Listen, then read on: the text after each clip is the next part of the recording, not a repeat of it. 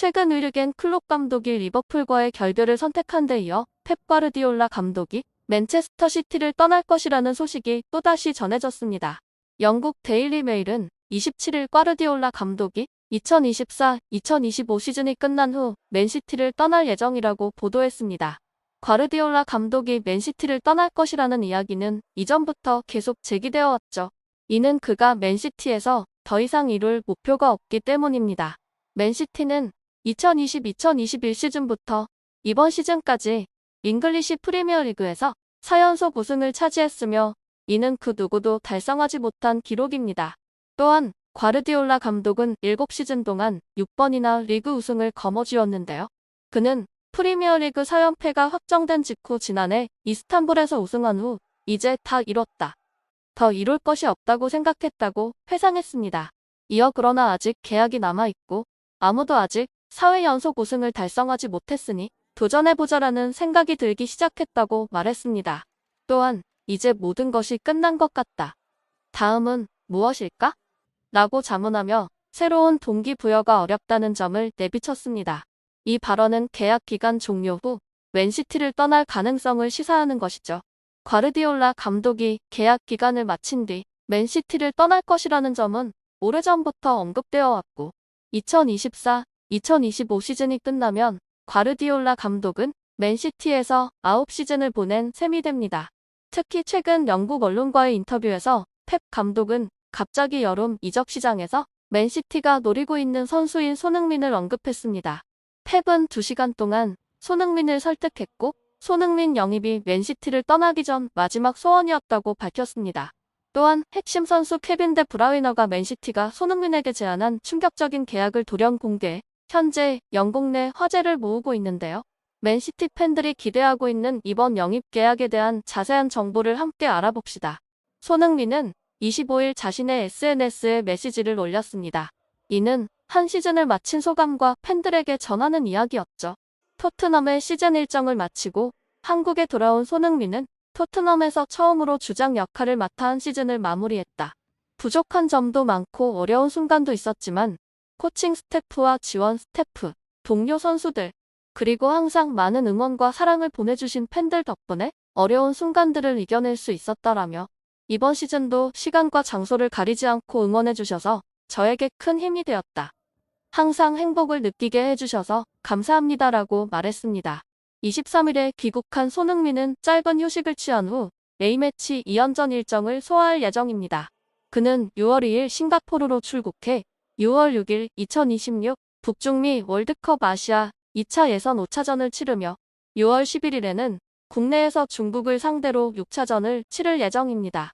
이번 시즌 프리미어리그에서 17골 10도움을 기록하며 뛰어난 활약을 펼친 손흥민은 주 포지션인 왼쪽 측면 공격수와 해리 케인이 떠난 후 스트라이커 역할을 번갈아 수행했습니다. 이는 그의 개인 통산 3번째 10골 10도움 기록이죠. 손흥민은 마지막까지 팀에 남아 주장 완장을 차고 팀을 이끌었던 손흥민은 본래 포지션인 왼쪽 측면 공격수뿐만 아니라 최전방 스트라이커 역할도 수행했습니다.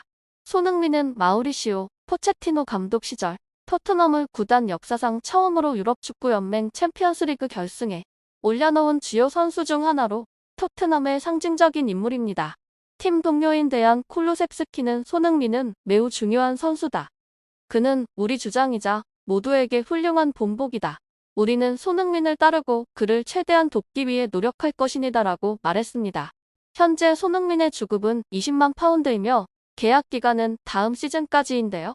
손흥민의 계약은 2025년 여름에 만료되고 토트넘은 손흥민과 재계약을 강력히 원하고 있으며 손흥민도 사우디아라비아의 거액 제안을 거절했습니다. 이는 그가 토트넘에 대한 깊은 애정과 충성심을 가지고 있음을 보여주죠. 하지만 손흥민은 현재 국내에 머물고 있으며 최근 EPL 4연패를 달성한 맨시티를 비롯해 유럽의 여러 빅클럽들로부터 러브콜을 받고 있어 손흥민의 계약 연장이 당장 이뤄질 수는 없습니다. 25일 열린 FA컵 결승전에서 맨체스터 시티는 경기 초반부터 뚜렷한 슈팅 기회를 만들지 못했습니다. 이는 이번 시즌에 보기 드물었던 맨체스터 유나이티드의 수비 중심 전술 때문이었죠. 당황한 맨시티가 공격적으로 나서면서 수비가 허술해졌고 이를 틈타 맨유는 긴 패스를 활용한 빠른 역습으로 전반에만 2골을 넣었습니다. 맨시티는 후반 42분에야 만회골을 기록했으나 1대2로 패하며 이변의 희생양이 되었는데요. 맨시티가 이번 결승전을 가볍게 여겼다는 정황은 여러 가지로 드러났습니다. 맨시티 선수들은 지난 20일 프리미어리그 우승을 확정한 후 새벽까지 축하 파티를 즐겼는데요. 주요 선수인 엘링 홀란과 잭 그릴리시를 포함해 대부분의 선수들이 새벽 5시에 술에 취해 비틀거리며 식당을 나오는 장면이 카메라에 포착되었습니다. 공식 훈련도 파티 후 2에서 3일이 지나서야 시작된 것으로 알려졌는데요. 펩 과르디올라 맨시티 감독은 결승을 앞두고 작년 이후로 동기부여를 잃었다.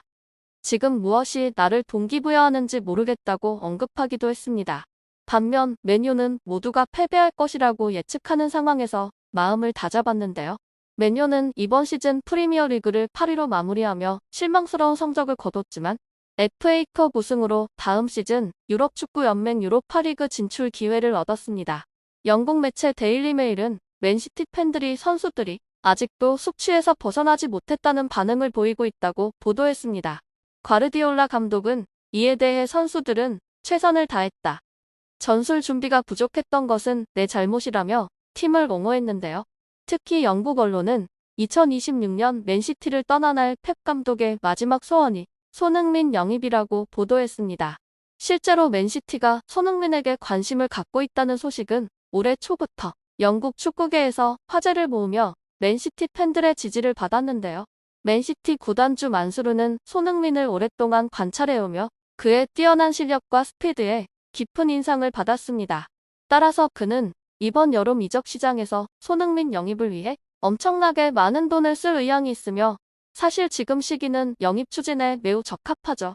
돈에 극도로 민감한 다니엘 레비 토트넘 회장은 만수르가 거액의 이적료를 제안하면 손흥민을 팔기로 할지도 모릅니다. 앞서 레비 회장은 30세가 넘은 해리 케인을 바이에른 뮌헨에 팔아 이적료 1억 파운드도 벌었잖아요. 그러므로 레비 회장이 손흥민을 맨시티에 팔아도 토트넘 팬들은 별로 놀라지 않을 것입니다. 실제로 팬들도 손흥민이 최근 메이저 타이틀을 꾸준히 획득하고 있는 팀인 맨시티 합류를 지지하고 있어 메이저 타이틀에 목마른 손흥민에게 큰 도움이 될 것이죠. 맨시티의 펩 감독은 최근 손흥민과 대화를 나누며 이적에 대해 솔직하게 언급했다고 밝혔습니다. 펩에 따르면 2시간 동안 손흥민을 설득했지만 손흥민은 여전히 최종 결정을 내리지 못하는 모습이었는데요. 일부 이적 전문가들은 손흥민의 현재 주급이 20만 파운드, 토트넘이 재계약에 성공할 경우 손흥민에게 지급할 수 있는 최대 주급은 30만 파운드이자만 맨시티가 최대 40만 파운드까지 전액 지급할 수 있다고 주장했습니다. 맨시티의 핵심 선수이자 손흥민의 절친한 친구인 케빈 데 브라이너는 최근 손흥민과 맨시티의 계약을 언급하며 그 조건에 매우 충격을 받았다고 털어놨습니다. 브라이너는 맨시티의 손흥민 영입을 전적으로 지지하며 자신도 손흥민의 합류를 거듭 설득했다고 말했습니다. 하지만 손흥민은 현재 한국 축구 대표팀 2경기 준비에 전념하고 있어 현재로서는 최종 결정을 내리지 못하고 있는데요.